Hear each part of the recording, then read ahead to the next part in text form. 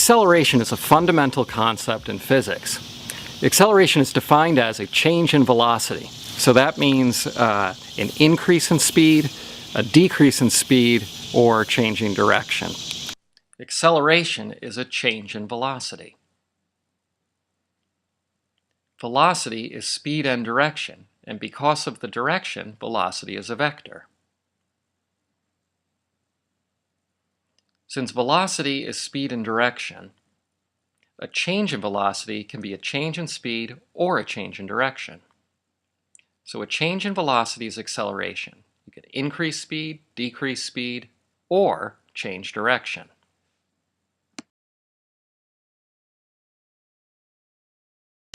A great example of acceleration and speeding up is with a sports car, for example, like a Ferrari. So it turns out that today we have a Ferrari with us.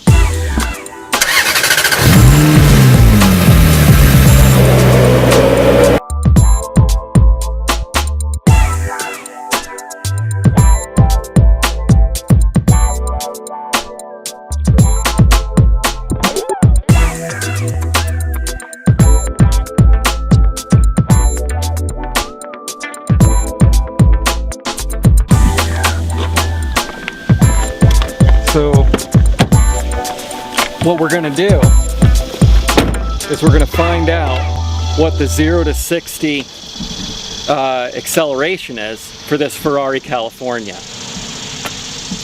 We'll be assisted by Mr. Peterson. Mr. Peterson, you want to get in the car? All right.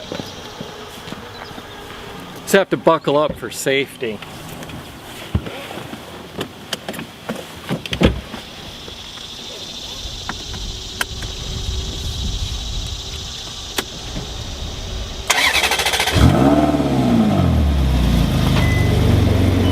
All right, let's go check it out.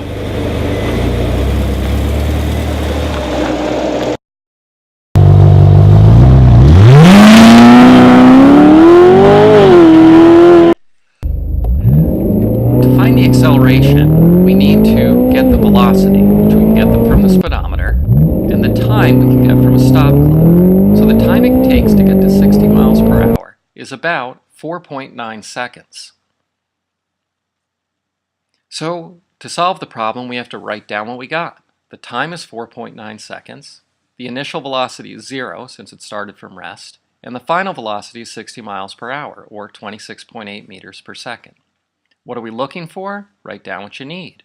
The acceleration is our unknown. So now we have to pick an equation. So we look at our kinematics equations. The first formula for average velocity equals distance over time we can't use because we don't have the average velocity or the distance. Here we could solve for the average velocity because we have final and initial, but this wouldn't help us because there's no acceleration.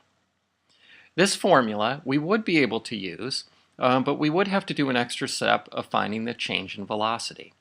Now this formula, we have the final velocity, the initial, our unknown, the acceleration, and the time, so that'll work.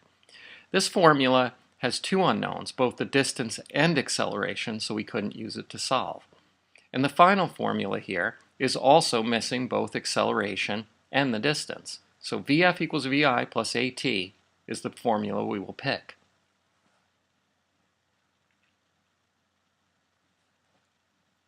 So we've chosen VF equals VI plus AT. Now we need to substitute. 26.8 meters per second is our final velocity. The initial is 0, and the time is 4.9 seconds. Now, solve and succeed. The acceleration is 5.5 meters per second squared. But what if we now wanted to find something else? For example, like the distance. Well, now we'd write down what we need. The distance is our unknown. Now we go back and choose an equation. The first formula does have distance. However, we don't have the average velocity, so we can't use it. Now, we could use this formula to calculate the average velocity and go back and use the former formula. But let's try to do it in one step. Here, we already have the acceleration and time, and there's no distance in the formula. This formula, we know everything in it, so there's nothing to solve for. Now, This next formula has the distance, what we're looking for. We know the initial velocity, the time, and the acceleration, so that'll work out. We could also use this formula. However, let's go with d equals VIT plus 1/2 AT squared.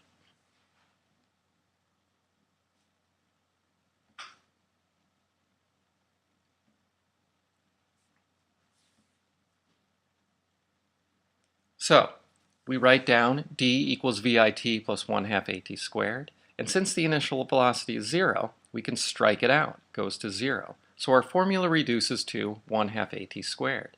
Sub in our values, the acceleration and the time, and don't forget to square the time. In solving, we get a distance of 74.1 meters. And don't forget to box that puppy up. We learned earlier that acceleration is speeding up, but it's also slowing down. Let's now calculate the acceleration of the car while braking. Do you think the acceleration will be greater for speeding up or for slowing down? To do this, we'll speed up the car to 60 miles per hour, and then we'll hit the brakes and find out the time it takes to do that. The time comes out to be about 3.1 seconds. So, write down what you got. The time is 3.1 seconds. The initial velocity this time is 60 miles per hour, and the final velocity is 0 since we stopped. Write down what you need. We're now looking for the acceleration. Just like before, we pick an equation. Since we already did this same calculation before, we know that the formula that we want is VF equals VI plus AT. VF equals VI plus AT, and then sub in our values. The final velocity is 0, the initial is 26.8, and the time is 3.1, which gives us an acceleration of negative 8.6 meters per second squared. Note, a negative acceleration does not always mean slowing down. It tells us the acceleration is in the negative direction. If the velocity is positive, only then can we say that the car is slowing down.